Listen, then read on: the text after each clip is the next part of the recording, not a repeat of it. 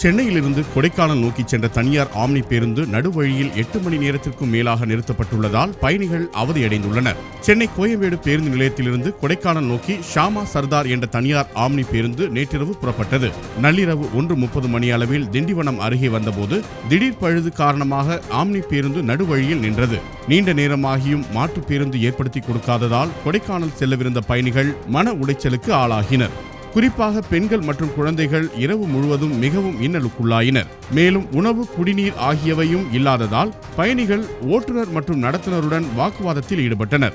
காலை 9 மணி வரையிலும் பழுது நீக்கப்படாததால் பயணிகள் இதுகுறித்து போலீசில் புகார் அளித்தும் உரிய நடவடிக்கை எடுக்கப்படவில்லை என சொல்லப்படுகிறது. போதிய பராமரிப்பின்மை காரணமாகவே பேருந்தில் பழுது ஏற்பட்டுள்ளதாக பயணிகள் குற்றம் சாட்டியுள்ளனர்.